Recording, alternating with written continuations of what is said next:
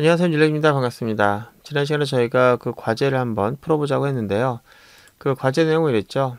단순한 계산기입니다. 사용자가 이런 폼을 받아서 여기다 값을 입력을 하고 그 계산을 요청을 하게 되면은 이 값이 전달될 거예요. 그때 주의사항이 하나 있죠. 이 값이 전달되는데 이게 숫자 모양이지만 숫자로 가는 것이 아니라 문자열 형태로 한다는 거죠. 그래서 받을 때도 문자열을 받게 돼 있죠. 그래서 문자열을 더하게 되면은 그 결과가 계산될 때 이제 17이 계산되는 것이 아니라 215 문자열 더하기로 계산이 된다는 그런 문제가 있죠. 그걸 좀 여러분들이 해결할 수 있느냐라는 것과 그 다음에 지금까지 따라치기 형식으로 했는데 그게 아니라 본인이 그런 문제를 스스로가 해결해보는 그런 혼자만의 시간을 가져봤느냐, 이게 굉장히 중요하겠죠. 이제 프로그램은 아무래도 보고 따라하는 것이 아니라 자기가 조금이라도 계산을 해보고 응용을 해보는 그런 과정 속에서 실력이 느는 거기 때문에 아마 여러분들이 이걸 해봤다고 하면은 본인은 못 느끼겠지만 실력이 그만큼 더 좋아졌다, 그렇게 생각하시면 될 것 같아요. 일단 저도 같이 한번 문제를 풀어보도록 할게요.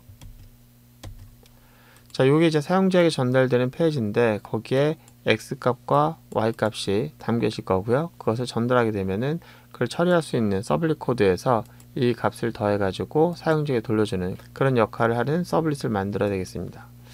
자, 여기서 우리가 이제 서블릿을 만들기 위해서 여기 자바 코드 영역에서 자, 여기 웹이라고 하는 것에다가 add라고 하는 이름을 갖고 있는 자바 파일 하나 추가하려고 해요. 그래서 패키지를 오른쪽 버튼 눌러서 제가 new라고 하는 걸 통해서 클래스 하나 추가하려고 합니다. 자, 지금까지 우리가 클래스라고 하는 걸 이용했었는데 이제 오늘은 이걸 한번 이용해 보도록 할게요. 이클립스가 제공하고 있는 템플릿인데 이걸 클릭하면 클래스를 만드는 것이 아니라 서블릿 클래스를 쉽게 만들 수 있도록 도와줘요. 지금 보는 것처럼 이 패키지에다가 클래스명을 우리가 만들 건데 add라고 만들 겁니다. 그때 슈퍼 클래스라고 해서 이거를 자동으로 상속해주는 코드를 만들어 줄 거예요. 자, 그러면은 여기다 next 다음 누른 다음에 요 이름이라고 하는 건 뭐냐면은 이제 클래스 이름이 되겠죠. 이제 밑에 보시면 URL 매핑이 있는데 URL 매핑이 대문자 요 이름과 같은 이름으로 URL 매핑이 되게 돼 있어요. 이거를 제가 좀 편집을 할게요. 저는 대문자가 아니라 소문자 add로 할 거고요. 자, 이렇게 해서 소문자 add로 URL 매핑되는 서블릿 클래스를 만들려고 할 거고요. 자, 다음 넘어가도록 할게요. 그러면은 여기에는 뭐 두 개, 두 포스트 이런 게 있는데 이거는 나중에 설명드리도록 하고요. 일단 서비스 이거 체크하시고, 자, 그 다음에 이거 의미 없는 것들은 체크 지우시고요. 그 다음에 피니시 눌러서 자, 서블릿 클래스를 만들어 보도록 하겠습니다.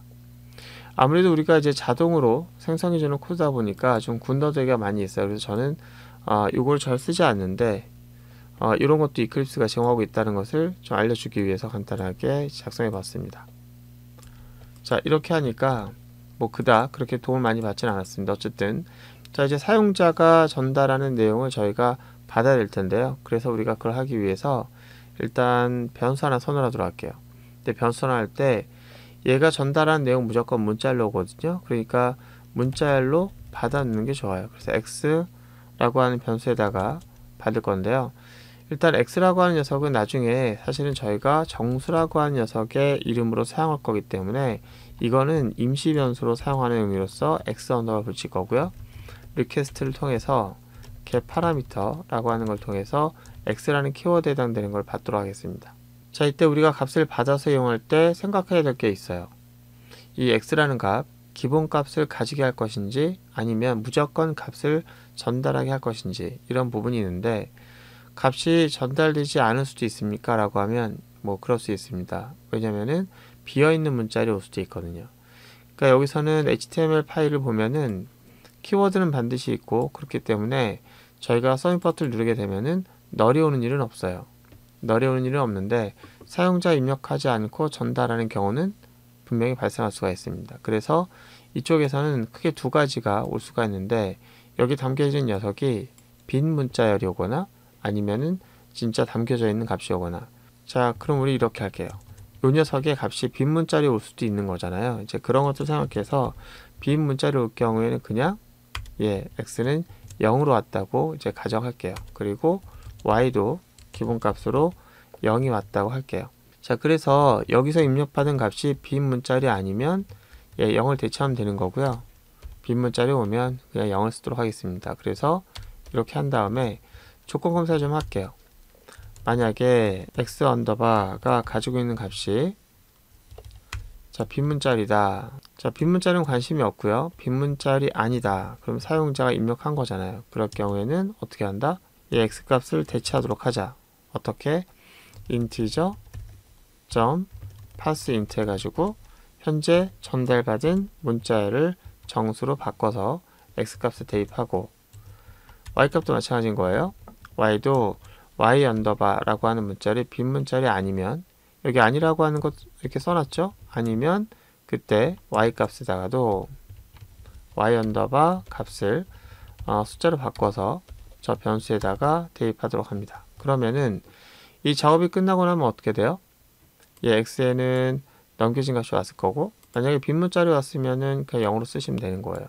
이 조건 검사를 거치고 난 다음에는 0이 그대로 남아 있거나 아니면은 사용자 전달한 값으로 대체되겠죠. 자, 여기서 우리가 이 정수형으로 바꿔주는 게 아주 중요한 그런 변수가 됩니다. 자, 저희가 만약에 x 언더바 또 y 언더바 그냥 썼다고 하면은 문자를 덧셈이 되기 때문에 2하고 15가 전달된 것이 정상적인 산술 연산이 되지 않았을 수도 있겠죠. 자, result라고 하는 것에다가 x 플러스 y를 할 겁니다. 자, 그럼 xy가 더해진 결과인 result라고 하는 것을 출력하기 위해서 자, response에서 이제 get writer를 얻어서 그 다음에 점 찍으면 print라고 하는 걸 할 수가 있겠죠. 그때 printf라고 하는 걸 이용해서 그래서 포매팅을 좀 할게요. 자, result is 해가지고 %d 하면서 이거를 이제 출력하도록 할게요. result를. 자, 우리가 출력할 때는 기본적으로 두 가지 설정을 해야 되겠죠. 사용자에게 내가 보내는 문자를 UTF 파일로 보내달라는 것과 그 다음에 그 UTF 파일을 보냈으니 브라우저 너도 UTF 파일로 인식을 해라 이렇게 하는 것을 해야 되잖아요. 그거를 출력하기 전에 해야 되는데 여기다가 해도 되고요. 아니면 가능하면은 이런 설정들은 맨 위에다가 하는 게 제일 바람직할 것 같아요. 자, 그리고 사용자가 보내온 데이터를 읽어드릴 때는 어떻게 한다?